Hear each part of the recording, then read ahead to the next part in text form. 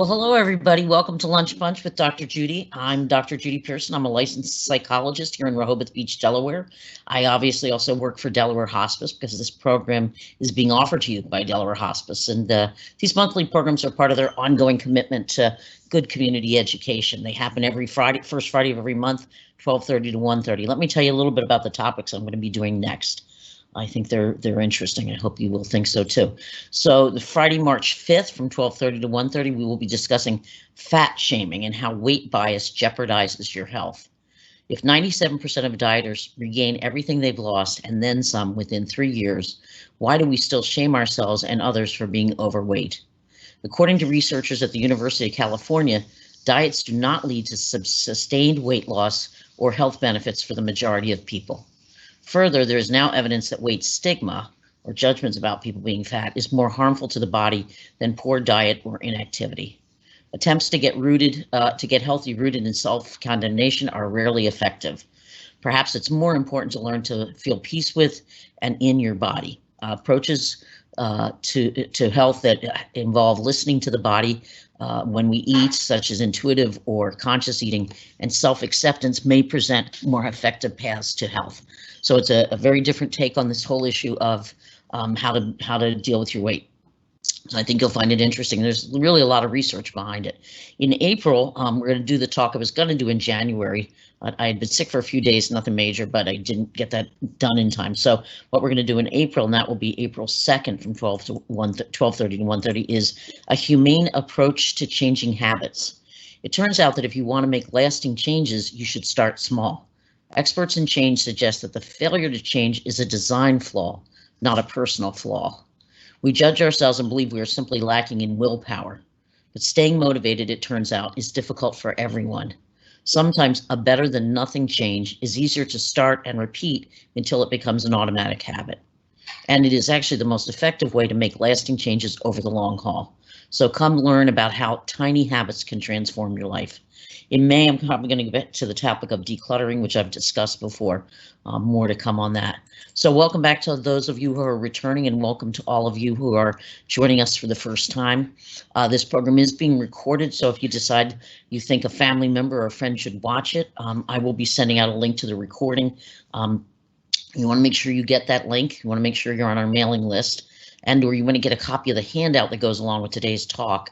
You can shoot an email to, and I think Matt's going to put these addresses up in a dialog box at the bottom of your screen. You can contact Sandra Satterfield, that's at Satterfield@Delaware Hospice, or you can contact me, Judith Pearson, at juno.com. And again, those should be coming up in your box at the bottom. So if you want to get on the mailing list, you want to get this handout, and I would suggest you get the handout, especially if you are grieving. It's got a list of resources from local grief support groups to virtual support groups around the country. So make sure you get the handout and contact Sandra for that. You can also contact me.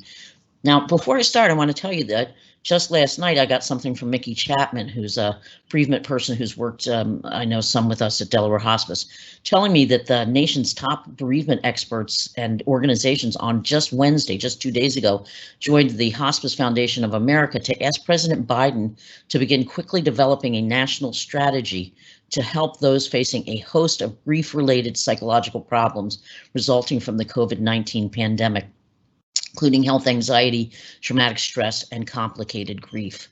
They start the letter by stating, we write to urge the United States to immediately prepare for a second potential pandemic for which there is no vaccine and insufficient resources to address, a pandemic of complicated grief, which makes our talk today very timely because we are in fact talking about grief in America and grief during the pandemic, and it is indeed leading to complicated grief. Grief is difficult under any circumstances. It is that much more difficult during this pandemic. So just a quick few numbers, but I want us to remember we are talking about human beings here. The total number of deaths as about the end of January was about 439,000. To give you some perspective on that, During World War II, a soldier died every 5 minutes. One soldier every 5 minutes. Since December 1st in America, we have been dying from COVID-19 at the rate of 9 fatalities for every 5 minutes. World War II, we lost 1 person every 5 minutes. We are losing 9 people every 5 minutes in America today from COVID. Reporters from the USA Today said, in recent weeks, COVID-19 deaths have risen so steadily that the rate of American deaths could be measured in seconds. An American died every 19 seconds on January 12th. The only time that rate fell below 20 seconds. So we are losing a lot of people. I think more and more people now know somebody who's gotten it or gotten very sick and died from it. I think it's becoming more real to us. And with some of the more highly contagious variants that are now in our country, we are going to continue to see this very real experience of losing people to COVID. And of course, COVID doesn't just take the life of the person who dies, it affects many other people. And I'm quoting now from a study. Based on age patterns in the pandemic spread in kinship networks in the United States, a team of sociologists writing in the July proceedings of the National Academy of Sciences estimated that 9 people will experience the loss of a close relative, defined as a grandparent, a parent, a sibling, a spouse, or a child for every COVID-19 deaths. So at least 9 people are affected for every death, and I mean close relatives. Now this COVID multiplier suggests that close to 4 million people are grieving the loss of a close relative. And we know that's probably a pretty conservative estimate of the grief that's stemming from the virus because it doesn't include friends, neighbors, co-workers, other people who had a relationship to the person who died. Judith Graham of Kaiser Health wrote, "There's a narrative out there that COVID-19 affects mostly older adults," said Ashton Verity, a co-author of the study and professor of sociology and demography at Pennsylvania State University. "Our results highlight that these are not completely socially isolated people that no one cares about. They're integrally, I'm not saying that right, connected with people, connected with their families, and their deaths will have a broad reach." Graham went on to write, "Bereaved individuals have become the secondary victims of COVID-19, reporting severe symptoms of traumatic stress, including hopelessness, horror, anxiety, sadness, anger, guilt, and regret, all of which magnify that grief." And while the number of people lost to this virus is equivalent to 138 9/11s, until Biden's recent national ceremony honoring those lost, there's really been a dearth of opportunities for public grieving. David Montgomery, writing in the Washington Post magazine, wrote, "And yet there have been few formal acknowledgments of the lives lost and of the anguish of those left behind, unlike, say, after September 11, 2001 terror attacks, which killed approximately 3,000 people. No consoling presidential addresses, no flags at half-staff. Instead, mourners told me they felt half the country treated their losses as no big deal, while the other half reduced them to a partisan talking point." These factors certainly complicate the grief that people are experiencing when they lose someone to the coronavirus. And as a result, we are going to see higher and higher numbers of prolonged grief reactions. And again, quoting from David Montgomery, I believe from the Washington Post. And while we may all experience acute sadness or anguish after a loved one's death, most of us will eventually find a way to make a healthy place for this grief in the background of our lives, even as we never find that mythical closure, as it is mythical. But if the grief still preoccupies people after a year or more, to the point where it interferes with daily living, it can be diagnosed as prolonged grief, a prolonged grief disorder, the most challenging form of grief. Under normal circumstances, more than 10% of cases of bereavement will lead to prolonged grief. But in the coming year, as enough time passes for pandemic-related diagnosis of a complicated grief to be made, the rate of prolonged grief disorders is probably going to be about doubled, which is a huge number.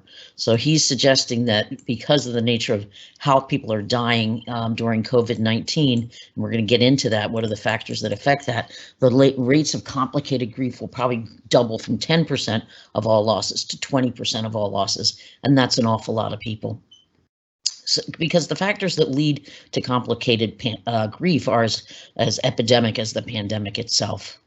And I quote, "The deaths are unexpected. They're shrouded in unanswered questions about a loved one's last hours. Some mourners are racked with guilt. Perhaps they brought the virus into the household. Others are hurt by political voices suggesting the deaths are an acceptable price for reopening the economy. One of the biggest pitfalls, therapists say, is getting stuck on alternative scenarios where the death didn't have to happen. If only more people wore masks, or the deceased had worn a mask. If only doctors had known as much about treating this illness early in the pandemic as they do now. If only public officials had given better directions. So those if onlys certainly complicate the challenges of grieving and going through that journey of grief. So this is why experts think that grief in the coming years is likely to lead to soaring numbers of complicated grief among those who are grieving. Now, before we even talk about grief related to death, I want to talk about the kind of grieving that we're all doing, because we've all experienced losses as a result of this pandemic. Everyone, even if you haven't had someone actually die. For example, we've lost our sense of normal. We've lost our sense of safety. We're watching the destabilization of our work, our healthcare, our educational and economic systems.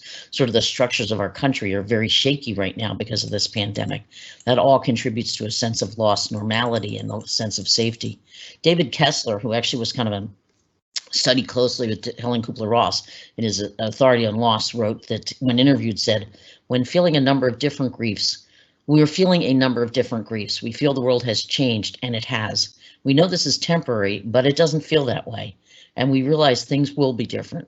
This loss of normality, the fear of economic toll, the loss of connection.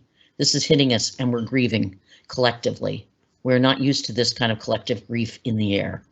So that's an important part of this grief too. Kessler goes on to suggest that we are experiencing anticipatory grief, which also erodes our sense of safety. He writes, anticipatory grief is the feeling that we get about what the future holds when we're uncertain. Anticipatory grief is also more broadly imagined futures. There is a storm coming. There's something bad out there. With a virus, this kind of grief is so confusing for people. Our primitive mind knows something bad is happening, but we can't see it, and this breaks our sense of safety. That complicates our grief. Complicating our grief further is the ambiguous nature of that loss, and I'm quoting again. These lack the clarity. Talking about grief today. These lack the clarity and definition of a single point like a death. Niemeyer, who is being quoted, explains, and that lack of clarity can make it hard to move forward. As the pandemic has evolved, people have had to confront a series of losses, the loss of a sense of safety, of social connection and personal freedoms, of jobs and financial security. And the second big loss that we're experiencing is the loss of connection, which is a very significant loss and does impact grief in a big way. Dr. Diana Robb wrote, under normal circumstances, loneliness could be something we had some degree of control over. But COVID-19 pandemic is making us feel as if we have little control over our lives and our feelings of isolation. Loneliness had already been a public health issue, whether you knew it or not, but the coronavirus makes it that much worse. And I quote, the coronavirus has exacerbated the problem, with most face-to-face socializing for people still under lockdown orders indefinitely limited to members of their household. For the 35.7 million Americans who live alone, that means no meaningful social contact at all, potentially for months on end. Unfortunately, we do have phones and we're learning how to Zoom and do things like that, but it's really not quite the same as having to be physically present with the people that you love. Social isolation, even before the pandemic, was known to be very detrimental, and it increases your risk for depression, it lowers the immune system, it raises blood pressure. Connection, on the other hand, has been linked to improved recovery from illnesses such as cancer and increased longevity. Dean Ornish, in a book called, I'm going to blank on the name, it's on your bibliography, says that the best predictor of longevity and avoidance of every major disease is social connection. It's a better predictor than weight, exercise, all those other things that we think about. Connection is really essential to life. For seniors, loneliness can be a very large health risk. It can be as large a health risk as obesity, smoking, or even alcoholism. Lonely seniors have a 59% higher risk of physical and mental decline. It's almost a 60% higher risk. And lonely seniors also have a 64% higher risk of dementia. So this is serious stuff, and anything that exacerbates loneliness is taking its toll out there. Even if somebody hasn't lost someone to death, they have lost that connection, and that will take a toll. Well, we've lost our sense of a predictable future. So much about our futures feels unknown and unknowable. We have no prior experience with a pandemic that gives us any kind of point of reference, and we're facing an enemy, a virus we can't even see. We're unsure when we can get a vaccine. Hopefully we will all get vaccines, but there's a lot of uncertainty around that right now. And the other uncertainties are that some people get the coronavirus and develop no symptoms and have no problems, and sometimes very healthy people get the coronavirus and die from it.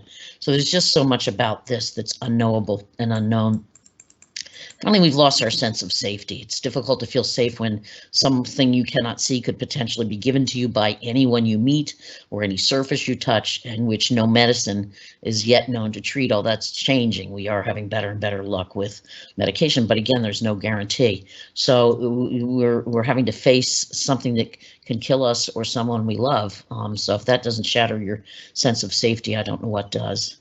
Now, some people who will lose loved ones to this pandemic are already caring for somebody who is sick. Somebody might have dementia or cancer or another kind of medical condition, because people with a pre-existing condition are more likely to die as a result of the coronavirus. So you have to understand, some people are losing people that they've already been taking care of, people with a pre-existing condition. And that's significant because caregivers of those who die of the COVID but already had pre-existing conditions are likely to already be experiencing anticipatory grief, which is just what it sounds like. They're already emotionally preparing for a death if their loved one has dementia or some other kind of incurable illness, or even if it's treatable, something that may potentially lead to a loss. And I quote, "Although we often think of grief as something that happens after a death, it often begins long before death arrives.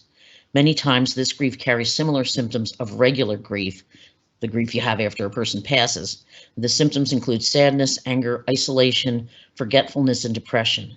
And what complicates anticipatory grief is the fact that it is often coupled with caregiver stress and exhaustion. This can bring on overwhelming anxiety, fear, and quickly snowball into physical, emotional, and spiritual challenges for caregivers and their families." So what they're saying is, even before people die, when you're caring for someone with a serious illness, you're already beginning to experience some anticipatory grief. And while that kind of grief is very high among caregivers, experiencing that. I did a whole presentation at a conference for doctors and others who treat people with dementia. And what I really discovered was that in many ways that high level of anticipatory grief was a much more important factor than people realized, because high levels of pre-death grief increase the likelihood of a complicated grief after the person dies, particularly among dementia caregivers. And in a large survey of caregivers, 75% said that the grief was the greatest barrier they faced as caregivers. The authors conclude that the fundamental challenge faced by, in this case, Alzheimer's caregivers appears to be a combination of anticipatory grief and ambiguous loss rather than hands-on care. So caring for someone with dementia, the dealing with the anticipatory grief, which people may not always be aware of, is actually more difficult than some of the hands-on care that caregivers provide. And while that's a study based on Alzheimer's caregivers, it's relevant to all caregivers. And according to Blandon and Pepin, two researchers, caregivers who experience higher levels of pre-death grief have a higher risk of health complications after death. So, we need to keep in mind that some of the people that are grieving right now are caregivers who are already caring for somebody who is sick and already experienced anticipatory grief, which will complicate their grief experience. So just keep that in mind, because, many of the people that are dying are people who had pre-existing conditions, and they were probably already being cared for because of other medical conditions. And so any of you out there that are grieving, if you were caregivers before the person even got COVID, that's going to be a complicating factor for you. Let's talk about specifically grief during the pandemic and how it's different. Many people will survive the coronavirus, but many experience a very rapid decline and a sudden death, and that really allows very little time to prepare for the loss, which makes it more difficult. And now more than ever, because of the pandemic, people are dying alone. I mean, they're surrounded by healthcare providers, but they're separated from their families. In nursing homes, in hospitals, because of the highly contagious nature of the coronavirus, people face death separated from their loved ones. And for those who are left behind, this can be torturous. And I'm quoting, "When we lose a loved one, we struggle a lot more if we imagine them in pain at the end of their lives. It's harder to grieve those kinds of losses because you picture your loved one suffering. And in the case of a death in a hospital, there's a sense of fear and loneliness that you can imagine them having experienced. Not being at your person's bedside at the end of their life adds extra layers of suffering. It may also add guilt. Even though you weren't allowed to be there, there's a sense that you should have been there anyway. I just can't imagine, knowing that the person I love is in the hospital with very serious illness and I can't be there.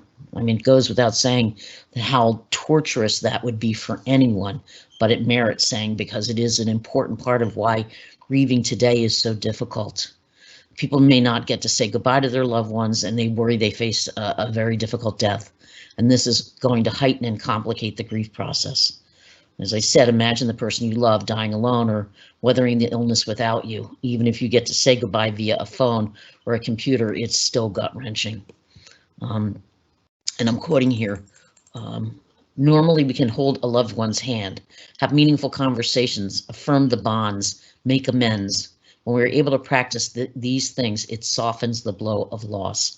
But many people will not get to experience that because of how people are dying from the coronavirus. So on top of that, for caregivers who are already experiencing anticipatory grief, especially I'm so aware of people who die as a result of dementia or have dementia before they die, all of these challenges exacerbate the grief of the person who's been a caregiver, because all the challenges faced by caregivers experiencing anticipatory grief, such as grieving when the loved one is still alive, grieving with each new stage of the disease, complicated emotions, an inability to discuss their feelings with the person who is dying in case of dementia, grief that's ever present and it takes a high toll on people, and grief that even goes unrecognized because not all caregivers even understand that's what they're going through.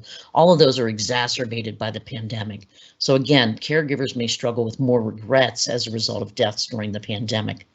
If a caregiver placed their loved one in a nursing home, and I do support groups for people who are caring for somebody with a particular form of dementia, and there just comes a point at which, for their own health and sanity, they often have to give up care of that person because they get no sleep. They can't have a quality relationship with this person. They're exhausted, and it just becomes too much. And their children are saying, "I don't want to lose both my parents." So my caregivers struggle if they have to put a loved one in a nursing home or a facility, and that was even before the pandemic.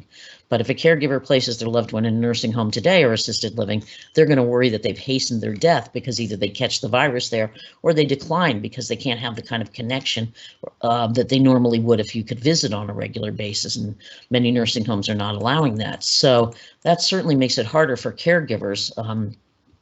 7 out of 10 caregivers who had loved ones in facility reported that one of the top sources of stress was their inability to know or accurately assess the health status of their loved one in a facility.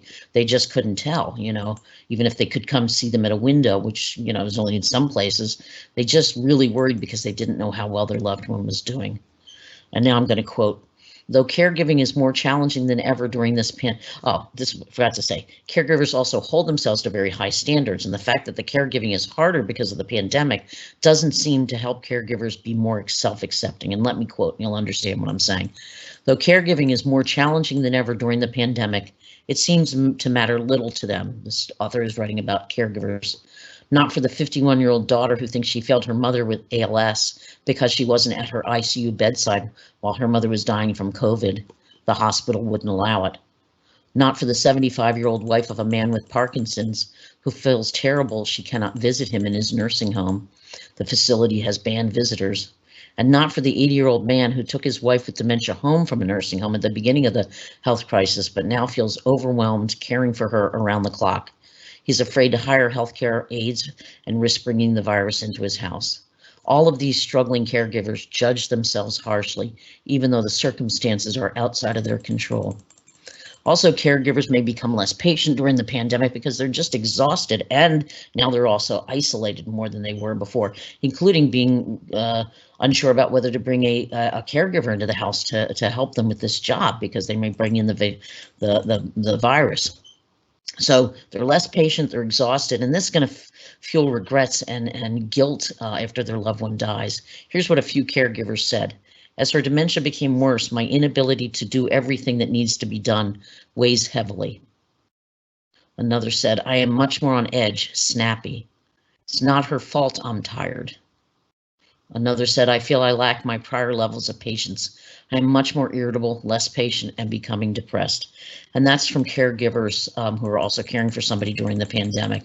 So during this pandemic, grieving people have not been able to also grieve in communal and traditional ways. So caregivers are ending up with more regret and guilt, partly because their patience and levels of exhaustion are so high. And then on top of that, their loved one might get coronavirus and die, and then they're left with that grief and regret. We'll talk some more about coping with regrets. So also the other thing that's important to know about this pandemic is that it's really interfering with people's ability to grieve in communal and sort of traditional ways. And O'Rourke wrote, the key thing I learned is that grief needs a vessel. It needs language. It needs lamentation. It needs expression. It needs demarcation in time. It demands a pause in everyday activity. My mother died on Christmas Day. I recall the shock of comfort in having my mother's sisters and brothers gather with us a few days later.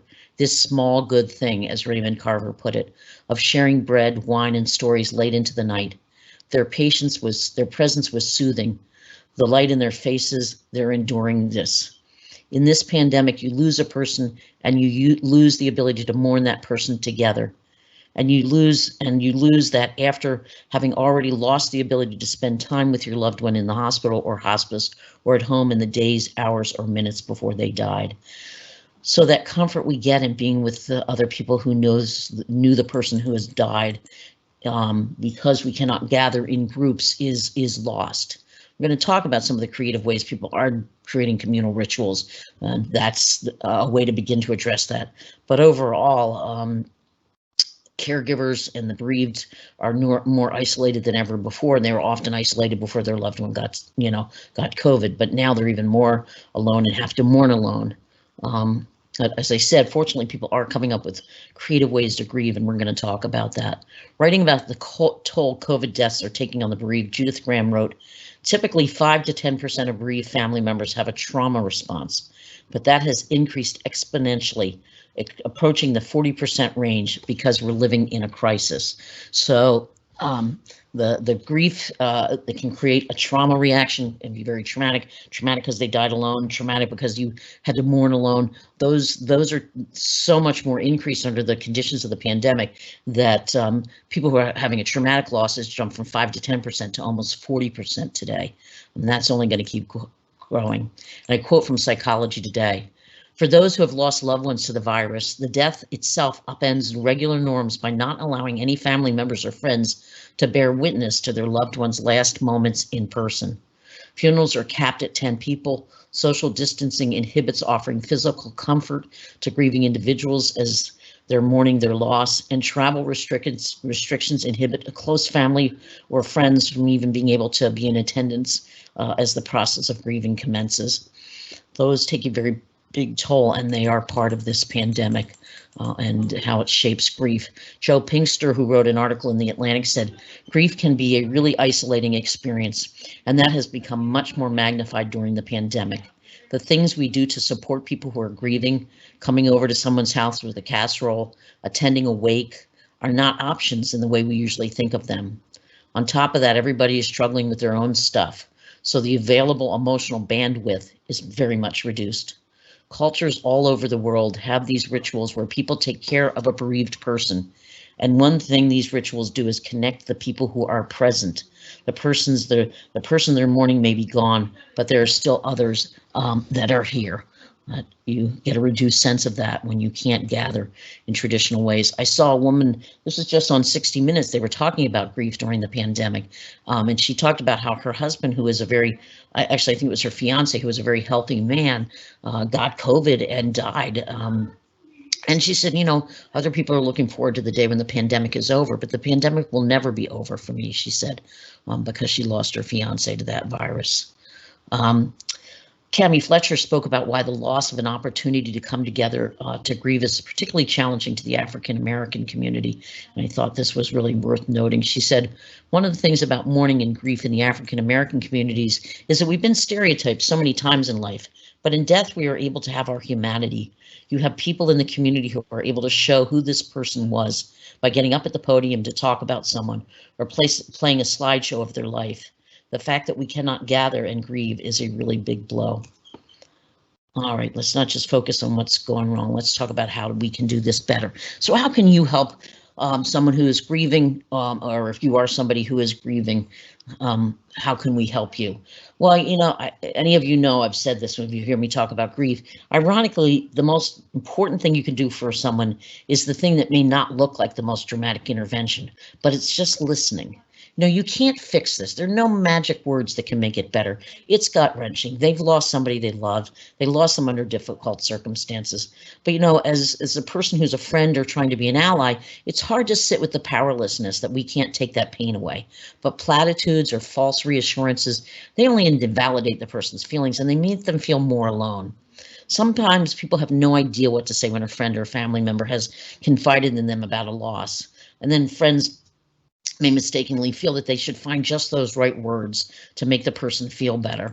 Often the person who has experienced this loss is afraid to even tell their friends because they worry their friends will feel burdened or not know what to say. Ironically, people who have had a loss, when asked what they most need, said what they mostly needed was something that's easy to give. They just wanted someone to listen. If you're grieving, explain this to the people who care about you. Explain that they just need to listen. They don't have to come up with perfect words. But if they listen, you're less alone with your grief. And that, at the end of the day, is the best anybody can give you. The presence of listening to what you miss about the person, what you're mad about, what you're sad about, what you're afraid of. To be less alone with those feelings is the best gift anybody can offer you. So let people know you just want them to listen without judgment, without any effort to try to fix it, which only makes you feel like you better say, yeah, I'm okay, I'll be okay. You need to be able to say, I'm not okay, and you need to say how you're really feeling. So if you're a friend, better to say, I can't imagine what it's like to lose someone under these circumstances, unless, of course, you have, and then you can decide what to share, but everybody's experience is unique. Better to say, I can't imagine what it feels like, but I want to be here for you. You can't take their pain away, but if you listen, they're less alone, and that helps more than you can imagine. It is the greatest gift you can give them. You can listen and validate their emotions. You can tell them that feeling sad or scared or even angry at the person who died. People think that's not okay, but it's pretty normal to be angry at somebody who's abandoned you. You know intellectually that they didn't do it on purpose, but you still feel abandoned. And we'll talk a little bit about feelings, but validate people's feelings and say it's really okay to feel however they're feeling, and that everybody grieves differently, and that it's normal to have almost any kind of emotional reaction. It's very common for people to really numb out following a death. It's kind of the psyche's way of protecting you. The psyche kind of knows you're going to be overwhelmed by your feelings, so it just kind of shuts you down. It numbs you out. I have people that tell me, I didn't cry at all at the funeral. What's wrong with me? Am I not sad? I don't remember what even happened at the funeral. And I try to explain that the degree of numbness is equal to the degree of pain underneath that numbness. And the psyche is basically saying, it's just too much pain and I'm just going to shut you down. It's a knee-jerk response. It's something the psyche does. You don't have control over it. We call it dissociation. It's just as easy to explain it as numbing out. And it is really the most common, probably, response in the immediate aftermath of a loss. People just go on to automatic pilot, and it does not mean that they're not feeling things. It means that the psyche has said, you will be feeling too much, so I'm turning off the lights. I'm shutting down the feelings.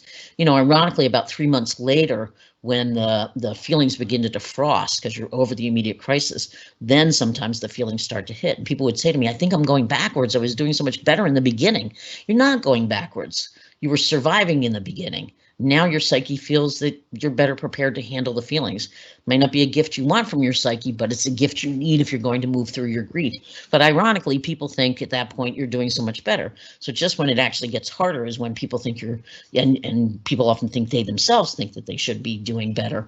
But in fact, what's happening is they're finally able to feel the feelings. And that's, when some of the grief work really starts. You don't know what to say to somebody and they're just shut down. You can kind of say to them, what's been the hardest part of this for you? What's been the hardest part of this loss? And let me tell you, most people can cut to the chase and tell you about that. And that usually opens them up. They may feel guilty about the person who died. They may feel guilty, for example, that if they had been caring for the person because they had another condition.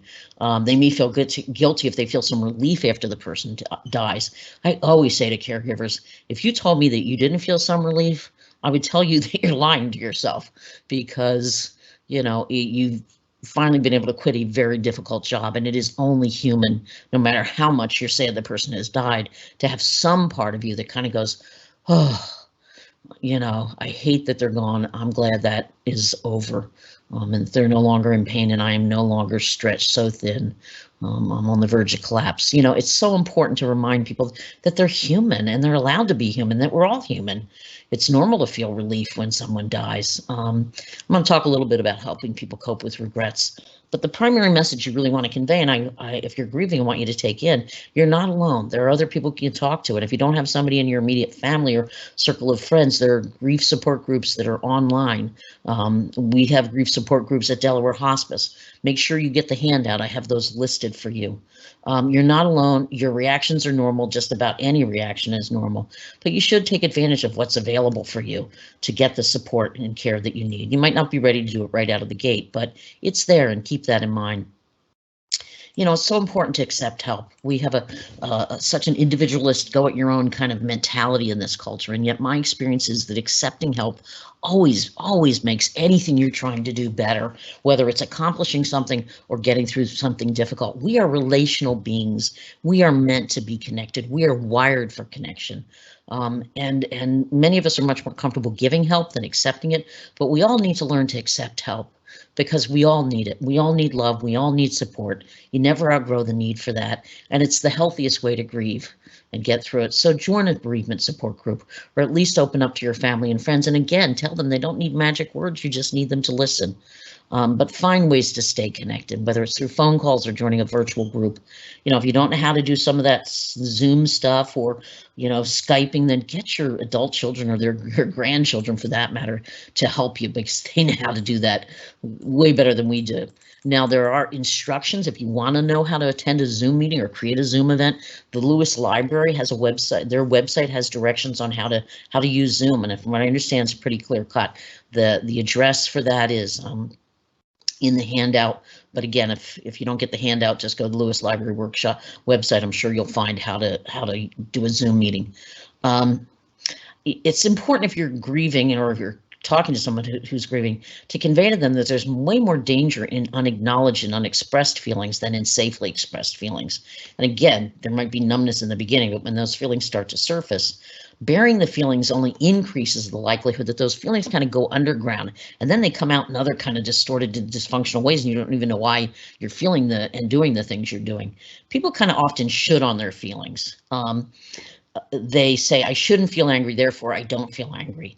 It doesn't work that way. If you feel angry, you feel angry. The should comes in terms of what to do with those feelings. Never cut yourself off from really knowing what real feelings are, because they're important information from your insights. And you know what? They often aren't rational. They don't need to be rational. What you do with those feelings needs to be rational. You need to decide some safe way to express that feeling, but it's always best to let yourself start by knowing what you're really feeling, no matter how irrational it is. Feelings are neither good nor bad. It's what we do with those feelings that can be problematic or helpful. But everyone feels mad, sad, scared at different points in their life, and at different times of the day, for that matter. We can make a bad decision about what to do with those feelings, but the feelings themselves are never bad, and there are always safe ways to release those feelings. From listening to music that helps you cry if you really need to have a good cry, to throwing ice cubes against a wall when you're really angry. I always tell people, go get a bag of ice cubes, find a brick wall, throw those ice cubes. You don't have to clean up, it all melts away. And if the police come, tell them to call Dr. Judy Pearson in Rehoboth Beach, Delaware, and I will in fact verify that I give that advice to people. Scream into a pillow, scream in your car. Hopefully when you're not in the middle of a traffic jam, but tear up a phone book, get your feelings out. There are always safe ways to get out your feelings. And you know what? You can heal what you feel. The bereaved need encouragement to acknowledge and safely express their feelings, because the key to well-being is getting those feelings out and expressing them safely, because that in time is what helps you move on. I don't mean you move on and you cross the finish line, you don't grieve anymore. It's insane to think that at some point the person you love, that you'll never, feel sad when you think about them being gone. It's not like that. You'll feel it less often. You won't feel it all day long. You won't feel it every hour. It'll get easier. But you know what? You don't cross a finish line with grief and you're done. You will always miss that person. Hopefully not as much, not as often, but there will be times when that you see something they would have loved for Christmas or Hanukkah, and you immediately, you're back and it's as if they died yesterday. That's the nature of grief. It's always down there. Having somebody witness and not judge or dismiss your feelings really is critical, not feeling alone. So whether you're the person trying to support somebody or you're the person who's grieving, let yourself get those feelings out in safe ways. Consider going into therapy. It's one of the best gifts you can give yourself. Setting aside an hour every week to talk to somebody who's objective, who can provide you with some tools and some insights, is a great way to take good care of yourself when you're grieving. Therapy can also help those who are struggling with depression and anxiety that is long-standing, but it's also helpful when that stress or that anxiety is temporary and it comes out of a situation. Few, if any of us, are going to remain unaffected by this pandemic, and that makes this a really appropriate time to get additional support and guidance. There are tons of many online therapy options now. I have information in the handout. You can also find a local therapist by using, I think this is a great resource. Psychology Today has a Find a Therapist service. You type in your zip code, they'll give you a whole list and pictures of different therapists. There'll be descriptions, tells you what insurance they take, tells you what issues they work with, how many years of experience, the kind of things that would be helpful in terms of deciding whether you think they would be a good match. So just type in Psychology Today, find a therapist, and I have the link in your handout, and find a therapist in your area. I think therapy is the best thing you can do for yourself. I think everybody should go through a period of therapy, because none of us has emerged from our childhoods or life's challenges unharmed, and having somebody help you heal those wounds is always helpful. Carly Porterfield, writing in Forbes magazine, wrote, 80% of people with mental health issues never seek help for conditions that are quite treatable. Perhaps one of the good things that can come out of this health crisis, she's talking about the pandemic, is an increased willingness of people to ask for the help they need. And in fact, that does seem to be happening. I know demand for counseling has never been higher. So this is a time, think about it. Can't hurt to have somebody to talk to. It really can't. All right, let's talk a little bit about how to deal with regrets.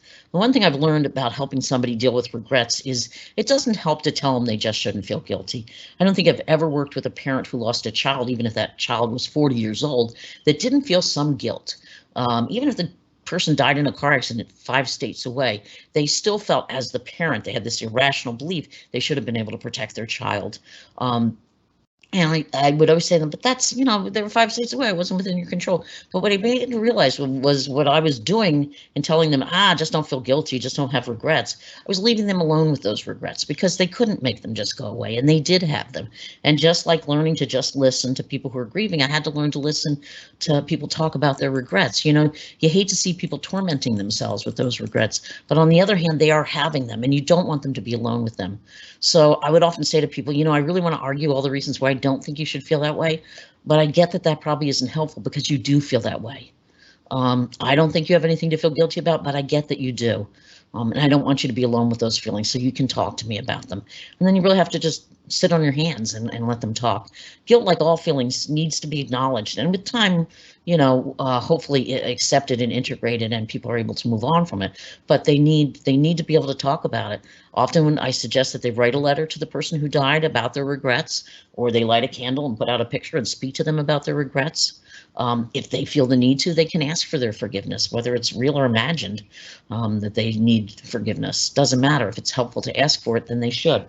They can imagine a loved one writing that letter back, and they can write what they imagine their loved one would say in response to their regrets. If you are dealing with regrets, and I'm just going to give you some simple ideas, but we could do a whole talk on this. But if you're ready to challenge those regrets, then here's some things you can do. Sit down and list your regrets. Ask yourself then what you would say to a friend who had those regrets. Imagine that you were the one who had died. How would you want your loved one to feel about your death? Look at the bigger picture. For example, what did you consider, did you do what you considered best at the time, given what you knew at the time? Did you have a crystal ball? Could you have predicted everything that was going to happen? Were your options limited by the circumstances that were outside of your control? Was the person who died someone with whom you could reason or work things out? It's not always the case. I deal with a lot of people caring for people with dementia. They can't talk things out before their loved one dies. They don't have the capacity to do that. They're too compromised by their disease. You can ask yourself if you want your deceased legacy to be limited to just what happened in the final days of their life, or is it time to focus on the good in their life and your connection to them? Ask yourself what percentage of responsibility is really yours, because undoubtedly there are many factors that helped create the situation of death. And as you feel ready, consider replacing your negative thoughts with a positive one. For example, rather than focusing on just the fact that you weren't there when he or she died, think about the times when you were there for each other. Remember, no relationship is perfect. Almost everyone can come up with more what ifs and shouldas. At some point, you have to forgive yourself for real or imagined imperfect behaviors and decisions. We are all doing the best we can, and all of us will fail in some areas because it is the nature of being human to be imperfect. So the other thing I will sometimes say to people is maybe you're blaming yourself because it's just too hard to sit with the painful reality that you really had no control over whether the person died. And it's hard to sit with that powerlessness. Some people have suggested that feeling guilty is a way to still feel connected to the person you loved. You're afraid to forgive yourself and rejoin sort of the world of the living because you feel it betrays your loved one. And that's not the case, but that may be. Daniele, who writes about this, suggests that holding on to the pain, shame, and guilt is a way of maintaining these internally carried graveyards. It may be feared that successful mourning may lead to forgetting the dead and thereby committing them to oblivion. Thus, guilt may have a commemorative function and as an expression of loyalty to the dead. I would suggest that your loyalty to the dead not take that form. I know your loved ones would not want you to not live life as you feel ready. But again, I know if you're struggling with regrets, this may be take time to reach that point. Write about the positive memories, maybe make a scrapbook with pictures and write about positive memories, things like that. So before we end, I want to talk a little bit about some of the creative ways to honor a life during the pandemic. You know, grief is a very personal and individual thing. The key to creating a ritual is to honor that loss, is defining the things that are meaningful to the person who is grieving. You know, it should really be based on what's meaningful to them. For some people, actually, the isolation of the pandemic gave them time to mourn alone and process their feelings. They did not think that was a bad thing. I'm quoting from one such person. I have found that the process of grief is indeed a very personal and solitary one, and rather than shying away from that feeling of aloneness, I have attempted to really dive into it. Since I am socially distancing from most people outside of immediate family anyways, why not take this time of solitude to really process and reflect on that loss that I've experienced in a way that makes sense to me. So that's someone for whom the solitude is okay.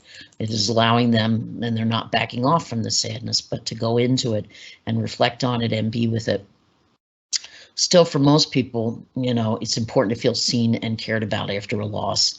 And having that kind of support is also an important part of the grieving process. And I quote from another person who talked about their grief. In the immediate aftermath of my loss, I found myself the recipient of packages and cards in the mail from friends all across the country, and this offered me a deep sense of comfort and feeling of support during a very difficult time. We show up in ways that we are able to, and if physical proximity isn't possible right now, we live in an age where we have many outlets to reach out to others and let them know that we are thinking of them. So this is someone for whom receiving cards and gifts really help them know that they were not alone. There's a wonderful webpage. It's called Personalization Mall. It allows you to create very unique gifts that you can personalize with somebody's name. They include things like shadow boxes, which with sensitive quotes. I have one in the handout. I'm not sure I'm going to be able to read it. I think it says Perhaps because someone we love is in heaven, we're a little close to heaven in our home, and then it added the person's name and their date of birth and date of death. You can add the loved one's name to things like wind chimes. I bought some wind chimes for the grandchildren of someone who had passed away, and it had a wonderful quote about, I'm always here on the wind, or something like that. There are candles, photo frames, and more that you can personalize. One hurricane candle had the inscription, "Your life gave us memories too beautiful to forget." So if you're looking for something to give somebody, check out Personalization Mall, and I have a link to it in the handout. If you're grieving, there are a number of things you can do to feel connected to the person who is gone, and I'm quoting from somebody. This could be cooking a favorite recipe that you associate with them, going to the park and writing a letter to them every week at the same time, making a playlist of songs that you both enjoyed. You could also fill a box with mementos and photos and use it as a kind of stand-in for a memorial. Brennan recommended lighting a candle and journaling about the person, painting scenes that are reminiscent of the time you spent together, or reading a poem that makes you think of them. You can also create a photo album or a display in your home as a way of honoring them. There may also be other safe, socially distanced ways to hold a ceremony with others. Brennan suggests finding open space outside where you and a few people, each 6 feet apart, can send off paper lanterns or create an outdoor memorial that friends can visit on their own. You can also take this time during the pandemic to design a memorial service that you can have after it's safe for people to come back together. I found a good number of articles that contained very innovative ideas for memorial services. The first one was called Creative Funeral Service Ideas During the Coronavirus Pandemic. It offered ideas such as live streaming the services, which I think is becoming much more common. And I'm going to give you the name of a service a company that provides that kind of service. Live streaming the event, lining the procession route. They also described a program called Hugs from Home, which I thought sounded wonderful. What happened was family members and friends of the deceased would submit messages for the family, either through the funeral home. They had a web page you could add it to, or just call them and give it to them. And what the funeral home would do is they would write those words on balloons and put the balloons throughout the church or the funeral home or wherever a small family gathering was going to happen. And I have a picture of that in the handout. The funeral home would handwrite the messages, tie them to balloon weights, and give the balloons and place the balloons throughout the chapel. The family then can see the support of their friends and relatives, even though only a few of them can attend the service in person. It's a very powerful visual to show support for the family. Funerals go virtual in the pandemic. Here's how to plan one with meaning and honor the dead. There's a link to that article. And there's a web page called Planning a Funeral in the Midst of COVID-19, gives you other ideas.